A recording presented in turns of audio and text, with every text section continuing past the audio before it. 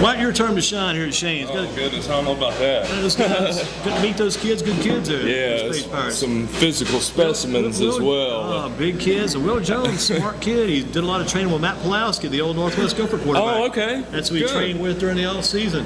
Yeah, I tell you what, I think that Will has really stepped into his role this year and done a really good job for Coach Gillespie and the Pirates. They look to be really on a roll last week after the Reagan game. They look to be hitting on all cylinders as much as they have all year. Yeah, some people are at Shane's tonight. I'm sure they're hungry going to that game coming up tomorrow night. They definitely are. Yeah, 31-30 last year. You don't have to go far to remember how that game turned out over in Kernersville. You don't, and it's and then their run that they made through the East region, which some people say was a little bit less difficult than the West, but if they give it to you, you take it and go with it. Right, and took care of it. And they played big games in that East region to get to the state championship game. I think it was a Wake Forest team. It was Wake Forest with that Dexter Lawrence. Yeah, Dexter Lawrence down at Clemson. Right. Maybe starting for those guys. It's your top lineman in the entire state last year and beat those guys. They did. They beat Wake Forest in that game, and that's what they propelled them to the state championship game. And I really think that if they come out with the attack that they had and bring that with them, I asked a couple of the guys what the difference in this game versus last year's game, the guys that played in last year's game. I just talked to them a few minutes ago.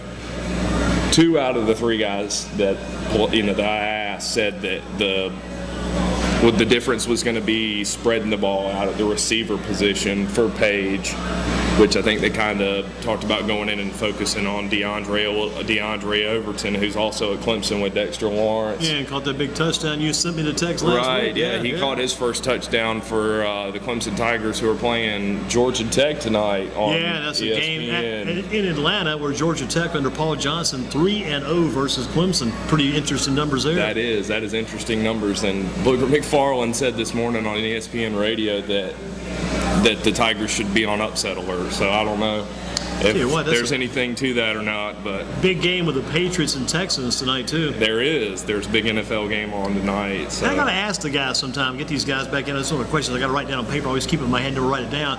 I'm gonna ask people, what's the biggest in the recent years, the biggest football play you've seen in a game? What's the biggest play you've seen? Maybe think about a big play you've seen in recent years. Or in this area? Anywhere.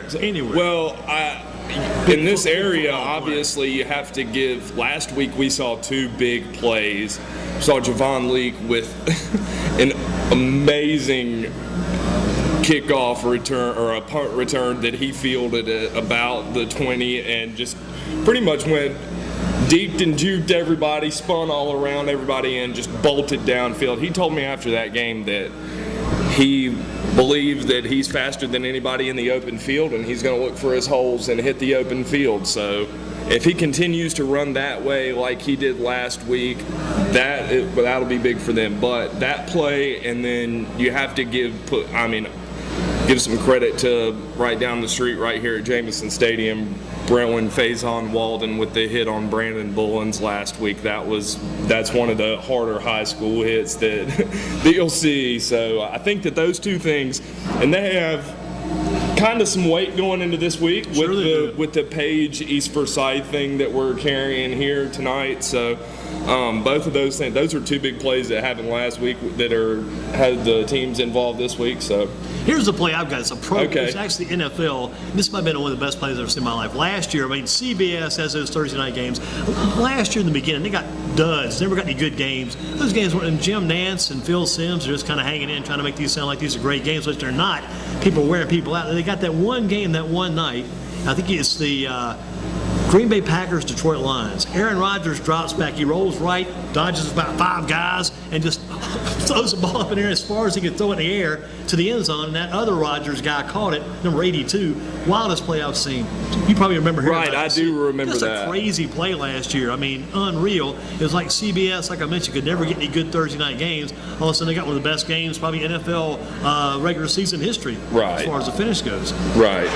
That was definitely a good game. Well, how about Page's game last week against Reagan? What did they do right? Quite a few things, I would think.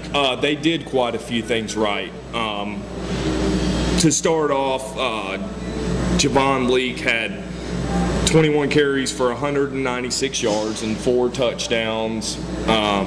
Will Jones, 15 for 23 with 3 touchdown passes. It's a heck of a 1-2 punch. 2 of those touchdown passes were to Ronald Polite. What number's Ronald? 18? 18. Yeah, Ronald when you get Polite. that number in your mind, I think Overton was 14, Ronald Polite 18. You just can't get out of your head. He's Right. doing quite a bit. Right, and those two have definitely done quite a bit at Page in the last 2 years. I think that Polite kind of was the targeted receiver last week. Maybe he was getting an edge on his man and was getting open a little bit more. But Nick Baker caught the other touchdown pass for the Pirates. And Baker's catch, that was the first catch of the game. It the was. First touchdown, yeah. It was the first touchdown of the game. Naseem Alston is the Alston Alstons. brothers. They're telling me they're not related.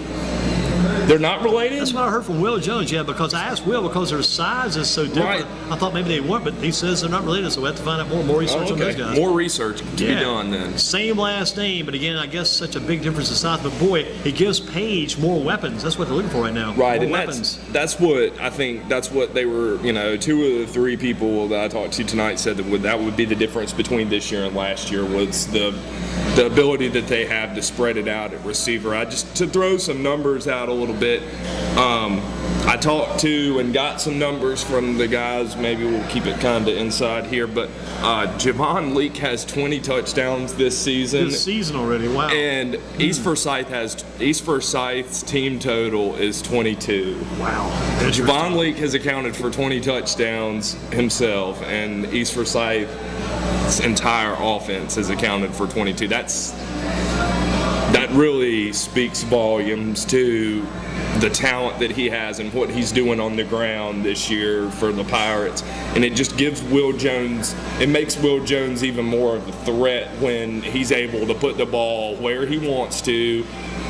He can pretty much pick and choose who he wants to throw it to now. The thing is he can also throw it to Javon Leak. Right, he can throw it to Javon Leak. So Javon didn't have a numbers total, yardage or anything, but that was his. He has 20 touchdowns this year on the season, and like I said, East has 22. And Will Jones is 28 for 37 with 5 touchdowns in the last 2 games coming into That's this just one. the last 2 games, Right. And then on the season, 67 for 113 for 137 yards, 13 touchdowns, and then 27 carries for 130 yards and 1 touchdown. So he has well over almost 1,300 What's yards. his passing yardage total again? 1137 with 13 touchdowns, 1 interception. So far this year. You'll have to keep those numbers handy for me. I might want to take those with me tonight. Maybe post those Sounds on good. the website stats. Good numbers there. Very good numbers. Well, as far as it goes, what will Page need to do to win this week? Page, what they talked about, I've heard people talking about the line for Page. I'll just give the Page offensive line a little bit of credit. They did look really good last week, and one of the things that Coach Gillespie talked about after the game was, without watching the film, he thought that his offensive line played really well. So they'll need to continue that offensive line play. Page will need to. And if you asked Nick Makovic, the center, he would tell you, I feel good about our chances. I think that he would, without a doubt. Yeah. And he's a good leader on that offensive line for them. He's a big boy too. And and then the spread out at the receiver. They'll need to spread things out of the receiver position and beat the East defense, which has been so good East this has season. got a talented team too. All that talent East has right now. I mean, coming in, they're probably as good. And maybe some ways they're a little bit better than last year. In some ways, maybe Page in some places, Page a little bit better than they were last year too. Page is very good last year, but there's certain ways this team might be better than last year because Javon Leak is definitely stepping his game up. He has. It's really been a pleasure to be able to watch him the last 2 games and see his progression, especially from the Ragsdale game to the Reagan game, where it looked like he just completely broke into another dimension and element of his game, and he's really. If I'm Javon Leake, I'm pretty confident going into tomorrow night after the game that I had against Reagan last week, and Will Jones should feel very confident. I think the Page should feel very confident about their game. I do have East Forsyth 38-31. I think they'll stay around that mark from last year. I don't know that Page. If Page is going to win this game, they'll need to get on the board early and quick and stay on the board like they have against Reagan and like they have against some teams that they beat this year. And if we go back to last year, like Mallard Creek did against them in the state championship. You can score first, and if you trade touchdowns, at least you get the last shot. You're doing okay. That's right. It may be that East Forsyth, you mentioned, gets that 7-point difference. It's going to be a great game no matter what. It is. Page should be packed. I mean, the weather's going to be good. It rains some today, but it's supposed to be great weather tomorrow night from what we hear. And there's also other great games going on. Can I ask you about that? What's your pick? First of all, you gave us 38-31, East over Page, your pick there. And how about that Dudley at Richmond County game? I think that Hendon Hooker takes his Panthers into Richmond County and has it. I think the Panthers have a chip on their shoulder from last year, and they're ready, and they end up beating Richmond County. Probably by a touchdown or maybe 10 points. If both games could be as close this year as they were last year the Page East Forsyth game 31-30 East, the Dudley Richmond County game 14-12 Richmond County would be a huge treat for the fans. Last year, both of our teams lost. We don't want that to happen this year. We don't. We want both of our Greensboro teams to prevail. It would be great to see. It'd be great too for the future matchup down the road between Dudley and Page. They're both. People say we want to win, but if they both keep winning, the build-up just continues. Right, it does, and it builds up. And you know, I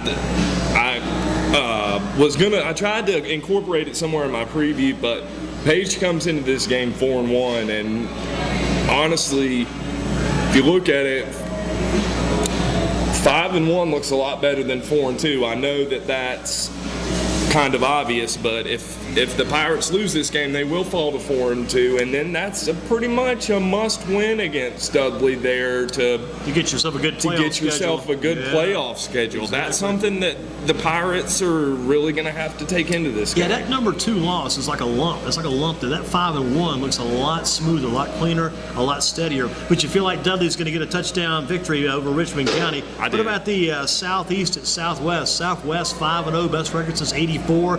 Southeast has been the giant killer. Went to Northwest and ruined their unbeaten season. Now they get a chance to do the same thing to the Cowboys tomorrow night.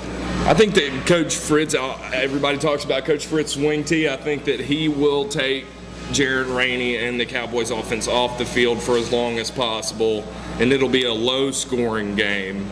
Maybe a 9-0 win or that game against Northwest was a low-scoring game, 14-13, 1-point difference. So you may see the same thing again. Right. I think that that's what you'll see. And you're saying 9-0 in favor of? In favor of Southeast. You're picking the upset. I am. Southeast over Southwest tomorrow night at the Cowboys. At the Cowboys. What about Northwest at Grimsley? I think that Northwest ends up beating Grimsley, even though they're without Thomas Hennigan, who isn't going to be on the field. He won't be in uniform and on the field with his guys, but he will be on the sidelines. And you could talk to Dennis maybe about this. Dennis attested to this at the first game of the year when he was out with an illness, how much of an impact he played in the Vikings' first game and the first win of the year that the Vikings had. He brings that tomorrow night.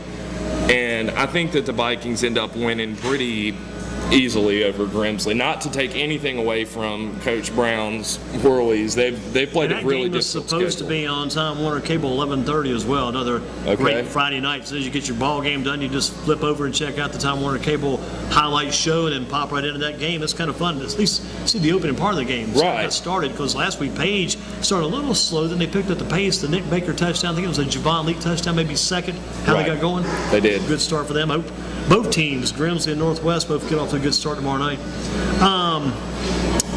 Going into next week, here's a lead-in question for you. Going into next week, who are going to be the top 5 teams in the poll going into next week? Because the thing may change a little bit. Right, things will change. We'll leave Dudley at number 1. I think that Southeast Guilford is going to move to number 2 in our Guilford County poll.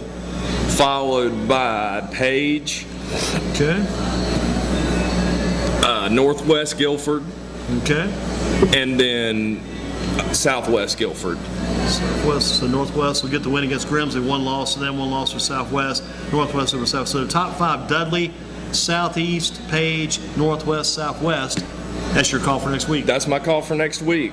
And will you be willing to take a breathalyzer when you leave Shane's? I'm just joking. Okay. But that is what it looks like for next week. That's looking ahead. And looking back again, so your picks right now: East Forsyth over Page. You've got Dudley over Richmond County. You've got Southeast over Southwest. And you've got Northwest Big over Grimsley. Right.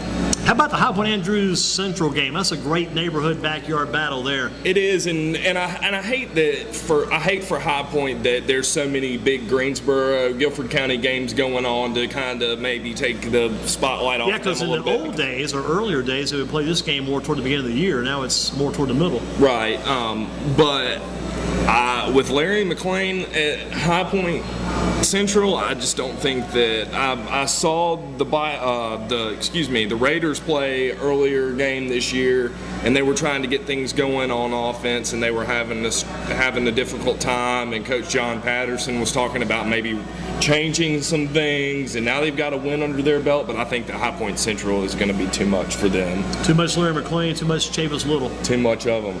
Got it. Other questions for Wyatt Smith, Shane's Rib Shack for Thursday. Football in focus as we break it down before the big games tomorrow night.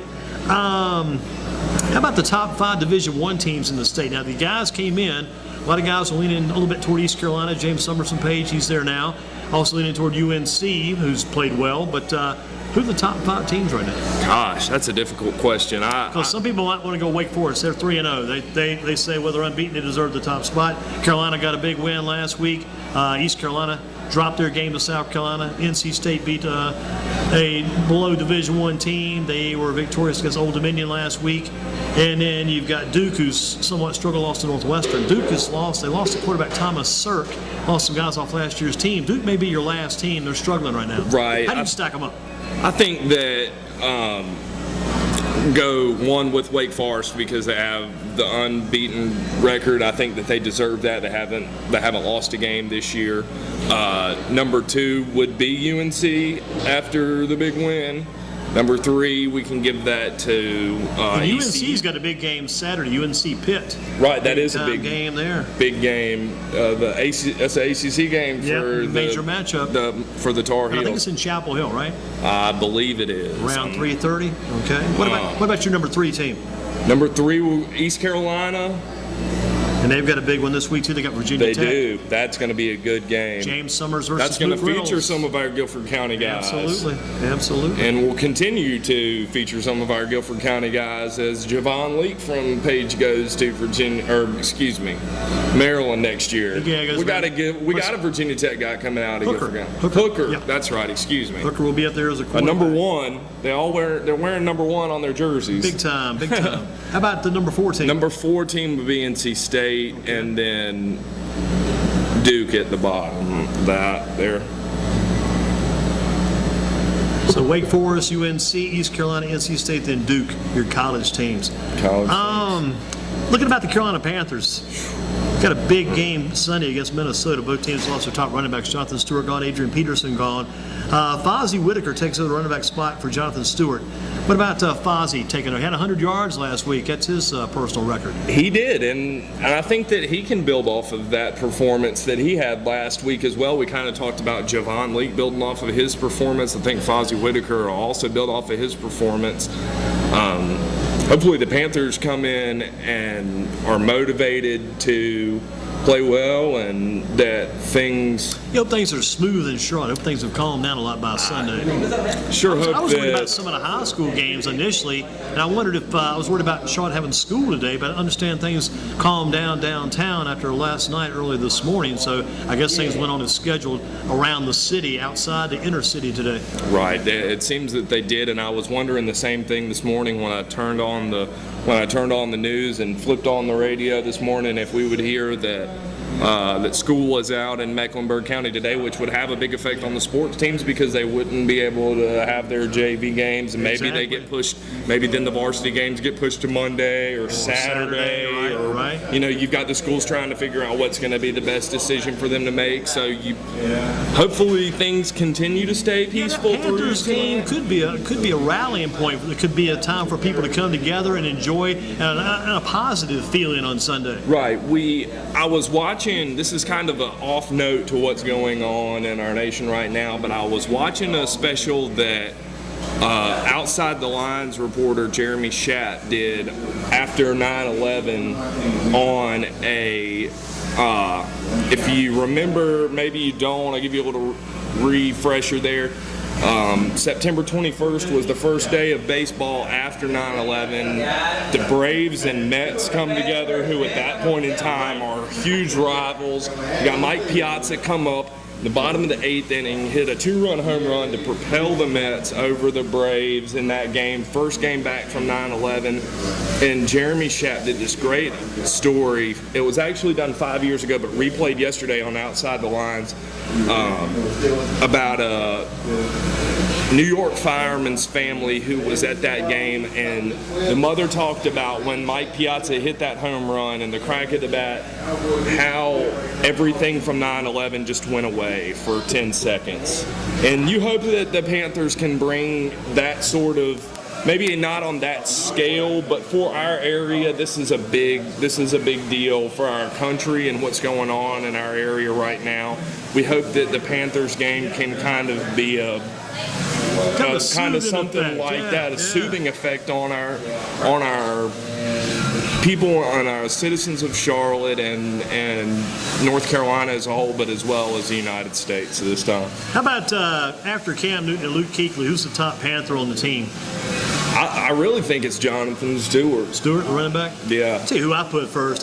Nobody Really? agreed with me. I put first. I put Thomas Davis first. Well, Thomas Davis I is just feel like that's Thomas a really Davis good is a kind pick. of older guy, kind of a unifying guy. And remember, when Kuechly went down last year. Right. He was gone. Davis kind of stepped up. He did. And kind of became a team leader. But Davis is a good choice. One of our guys picked Greg Olson. Olson's a good choice. Oh, well, that's a great choice, too. Big catch last week, Yeah. and that he's very smart. He's very smart, and he's also a big leader in that locker room, too, for them. And I mentioned as well Ted Ginn Jr., because for as many bad plays as Ted Ginn Jr. makes, he usually doubles it in better plays, and when he makes a good play, it really goes good. He does. I love his returns. He's going to get you some kind of crazy yards in those kickoff returns almost every time. He's just got to make sure he remembers to pick up the ball. Pick up the ball. That's Exactly. the main thing there. Don't forget the ball. Who's that? Funches? Funches not bad. Do you rank Benjamin over Funches or Funches over Benjamin? Yeah, Benjamin had a big game last week. 2 touchdown catches. Yeah. Benjamin did have a big one. Yeah, and don't forget, Philly Brown, exactly. Corey Brown / Philly Brown. Good possession receiver. What about, here's another guy I mentioned too. I think this guy's another city influence. Ryan Khalil, the big center. Yeah. Got a lot of experience on offensive line. He is a big boy, too. Absolutely. Those guys, it amazes me to see. Not a bad one, Johnson. Yeah, defensive Johnson. line. Yeah. Yeah. It amazes me to see. I was watching these J.J. Watt, just who's playing tonight. Yeah, I mentioned to the kids, it almost should be against the law that the Houston Texans had J.J. Watts and Jadeveon Clowney on the same line. That's crazy. It is. How do you get around? How do you run around? I mean, if I'm a running back, I'm telling I didn't sign up for this. I want to get a little difference in my contract. I'm not running in there. You put DJ Reader, DJ gets a chance to play in the middle along with those guys. I mean, gosh, that's a crazy lineup front. It is. Those guys are just so huge, too. It's just And amazing. speed and talent, and they have some kind of crazy passion. They love to play the game and love to beat people, which that makes it tough for the opposing And teams. I was talking to somebody today who's very near and dear to me, who's talking about the difference between, I was a baseball guy growing up, and my dad was a football guy. I kind of transitioned to baseball when I did, but the difference between football and baseball is, you want to get out there and grind with each other on a baseball field, but there's not as many angles as you can on a football field. It's a lot more physical, and that's the difference. She said she wouldn't have been able to watch as much of it as she did if it was as physical as football was. Tell you one thing, football, you just mentioned a key word. Football, one of the keys, and going back to Ted Ginn, one of the keys is angles. Finding the right angle. You find the right angle, you can extend your career, extend your game, and just extend your chances to win. Right. If you find the right tackling angle, the right running angle, all goes down to angles. It's going to come down to angles over at Marion Kirby Stadium tomorrow Now you'll be night. watching that game tomorrow night. You'll be there for that. I will be Saturday. there. You'll be watching what Saturday? I will be watching. I will be watching the ECU Virginia Tech game. Yep, Fox 8 at 12:30. That's right. I will have that on the TV for sure. That'll be a fun one to check And I'll out. probably also be flipping back and watching some of Northwest and Grimsley too, Yeah. to try to catch some of that game. Sun tomorrow night. Now you mentioned last week it came on Saturday morning around 9:30. Right. I think that I heard the guys in the box saying that it was an 11:30 replay on Friday night and then 9:30 on Saturday morning on 323 for Time Warner Cable subscribers. What about Sunday? Watching the Panthers-Vikings game? I will watch that game. That'll be the 1 o'clock game. That'll be the 1 o'clock game that I'll watch. I'll probably try to catch some of Clemson, Georgia Tech tonight. Got DeAndre Everton, like we talked about at the beginning, playing in that game, and so we'll hopefully try to get some of that when we get home tonight. What about the run of the Javon Leak? How important is that for Page? What about the Page game you'll be at tomorrow night? How important is this running tomorrow night? It's very important. It really is. Javon Leak hitting his holes and really getting into the open field where he said he feels like he's better than anyone else in this area and space. faster. If he can get it and hit those holes like he did last week against Reagan, they're going to have a hard time catching up to him after he gets about 4 or 5 steps on them. What about those Page defensive leaders? Alan Tisdale, Tyler DeBerry, and the list goes on. Right. Alan Tisdale did not play last week, but did say after the game that he would be ready for this week. So hopefully for Page, they have Tisdale back. Tyler DeBerry, he's one of those physical specimens that Page has on their team, and he'll be leading his guys on the defensive front, trying to overtake the East Forsyth defense that everybody is talking about and has only allowed 6.6 points a game coming into this game. Yeah, and East Forsyth's got Christian Beal, their big running back. They got to watch out for him too. And Bullen's the quarterback, doing pretty well. What about the booter for Page, Thomas Murray?